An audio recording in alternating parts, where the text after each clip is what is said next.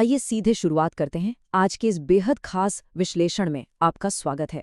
आज हम उत्तर भारत की उस अनोखी और रहस्यमयी दुनिया में गोता लगाने वाले हैं, जहां हमारा लिखा हुआ इतिहास और ऐसे आध्यात्मिक रहस्य आपस में टकराते हैं, जिन्हें विज्ञान भी आज तक पूरी तरह से समझा नहीं पाया है।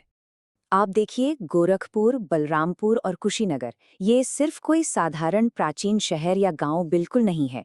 इन्हें आप एक तरह के जीवित आध्यात्मिक प्रयोगशाला कह सकते हैं। यहाँ की हवा में सिर्फ बीता हुआ कल नहीं है, बल्कि अगर आप शांति से महसूस करें तो एक ऐसी अदृश्य ईश्वरीय उपस्थिति का एहसास होता है जो सीधे रोंगटे खड़े कर देता है। तो चलिए इस महाकाव्य जैसी समय रेखा में प्रवेश करते हैं, पौराणिक युग की गूंज। शुरुआत करते हैं गोंडा के एक बेहद शांत से गांव जमेथा से। यहाँ मौजूद है जमदग्नि कुंड। अब इसे कोई आम तालाब मत समझिएगा, ये असल में महर्षि जमदग्नि का आश्रम हुआ करता था। जी हाँ, महान योद्धा भगवान परशुराम के पिता। आज भी इसे एक बेहद जागृत आध्यात्मिक ऊर्जा का केंद्र माना जाता है, और इसी ऊर्जा का साक्षी बनने के लिए यम द्वितीया के मौके पर यहाँ एक बहुत ही विशाल मेला लगता है। लेकिन यहाँ जो बात असल में दिल की धड़कनें बढ़ा देती हैं, वो कुछ और ही है। स्थानीय लोगों का दावा है कि घने अंधेरे में जब रात बिल्कुल शांत होती है, तो इस कुंड के पास से रहस्यमयी घंटियों की आवाजें आती हैं, और वो भी तब जब मीलों मीलों तक आसपास कोई इंसान मौजूद नहीं होता। सोचकर ही अजीब लगता है ना। अब आगे बढ़ते हैं देवी पाटन मंदिर की ओर। इस जगह की कहानी ये दिखाती है कि कैसे इस प्राचीन शक्तिपीठ ने इतिहास के सबसे भयंकर तूफानों को झेला है। ऐसा माना जाता है कि इसे मूल रूप से स्वयं राजा विक्रमादित्य ने स्थापित किया था।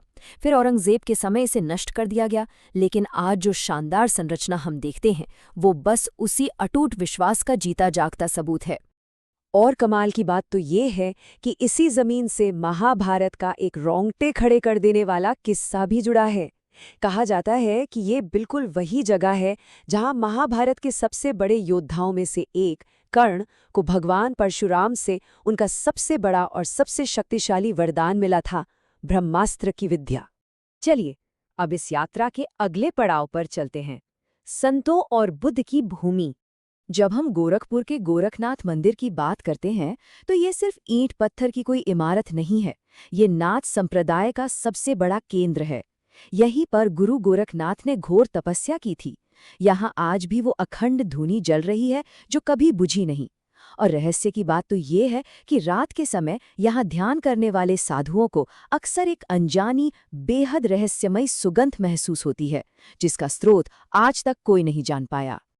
अब ये कहानी देखिए।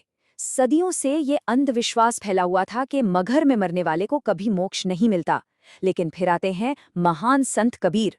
उन्होंने इस पुरानी सोच को जड़ से उखाड़ने के लिए अपने आखिरी वक्त में काशी को छोड़कर जानबूझकर इसी मगहर को चुना। और जब उनके अंतिम संस्कार पर विवाद हुआ और चादर हटाई गई, तो वहां कोई शरीर नहीं था, सिर्फ महकते हुए फूल थे। एक ऐसा चमत्कार जिसने सारे के सारे विवाद हमेशा के लिए खत्म कर दिए।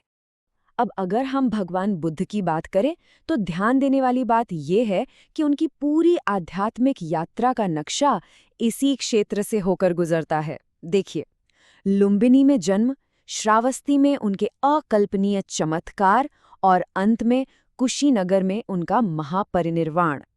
और अगर किसी को लगता है कि ये सिर्फ कहानियां हैं, तो जरा सम्राट अशोक के इस शिलालेख के शब्दों पर गौर कीजिए। लुम्बिनी में महान सम्राट अशोक द्वारा लगाए गए इस प्राचीन स्तंभ पर साफ साफ लिखा है, भगवान बुद्ध का जन्म यहाँ हुआ था। ये सिर्फ हवा में कही गई कोई बात नहीं है, बल्कि 100% ठोस प्रलेखित ऐतिहासिक प्रमाण है जो आज भी हमारे सामने शान से खड़ा है। श्रावस्ती और कुशीनगर में एक अलग ही तरह की शांति और दिव्यता है। श्रावस्ती वही जगह है जहां बुद्ध ने एक साथ कई रूप प्रकट करने का चमत्कार दिखाया था, और संयोग देखिए, यही जैन धर्म के तीसरे तीर्थंकर संभवनाथ जी का जन्मस्थान भी है। वहीं कुशीनगर के परिनिर्वाण स्तूप के पास रात का सन्नाटा इतना गहरा होता है कि वहां रहने वालों का कहना है कि मानो समय वहीं का वहीं ठहर गया हो, एकदम सुन्न। तो चलिए अब बढ़ते हैं इस विश्लेषण के सबसे रोमांचक हिस्से की तरफ। कुछ ऐसे अद्भुत और अनसुलझे रहस्य जो विज्ञान को भी हैरान कर देते हैं। जरा एक पल के लिए सोचिए, क्या एक विशाल भारी भरकम पत्थर का शिवलिंग बिना किसी भूकंप या इंसान के छुए पूरी तरह से अपने आप हिल सकता है? रुद्रपुर का दुग्धेश्वर नाथ मंदिर बिल्कुल ऐसे ही एक चमत्कार के लिए जाना जाता है। यहाँ के स्थानीय लोगों और पुरानी परंपराओं की माने तो यहाँ का शिवलिंग अचानक ही अपने आप हिलने लगता है और ये कंपन कोई 1-2 मिनट का नहीं, पूरे 24 घंटे तक चलता है। और फिर एकदम से अचानक वो इतना भारी और अचल हो जाता है कि कोई उसे 1 इंच भी नहीं हिला सकता। इसे आप क्या कहेंगे? एक और चौंकाने वाली जगह है राप्ती नदी के किनारे बना महेंद्रनाथ मंदिर। इस मूर्ति का रूप ही बेहद अजीब है। इसके चेहरे और गले पर मुंडमाला बनी हुई है, लेकिन ऊपर का हिस्सा बिल्कुल एक शिवलिंग जैसा है। और जब इसके आसपास खुदाई की गई ना, तो वहां प्राचीन भवनों के खंडर मिले। क्या ये संभव है कि ये किसी ऐसी गुमनाम सभ्यता के निशान हों जिसके बारे में हमें आज तक कुछ पता ही नहीं है? ये आज भी एक बहुत बड़ा रहस्य बना हुआ है। तो अब आते हैं आज की इस चर्चा के अंतिम और सबसे अहम हिस्से पर, भारत की अनंत विरासत। इन सब बातों से एक चीज बिल्कुल साफ हो जाती है कि आखिर भारत को सिर्फ एक देश क्यों नहीं कहा जाता। ये एक सनातन सभ्यता है, एक ऐसी अटूट जीवित विरासत जहां हमारा लिखा हुआ इतिहास, हमारी समझ से परे रहस्य और हमारी गहरी आस्था, ये तीनों बिल्कुल एक साथ मौजूद हैं। तो अब इस विश्लेषण को खत्म करने से पहले मैं आपको एक सवाल के साथ छोड़ना चाहता हूं। रात के घने सन्नाटे में जमदग्नि कुंड के पास बजने वाली वो रहस्यमयी घंटियां या फिर रुद्रपुर का वो अपने आप हिलने वाला पत्थर, इनमें से कौन सी बात वास्तविकता को लेकर आपकी समझ को सबसे ज्यादा चुनौती देती है? इस बारे में जरूर सोचिएगा। हमारे इस खास विश्लेषण में अंत तक जुड़े रहने के लिए आपका बहुत बहुत शुक्रिया।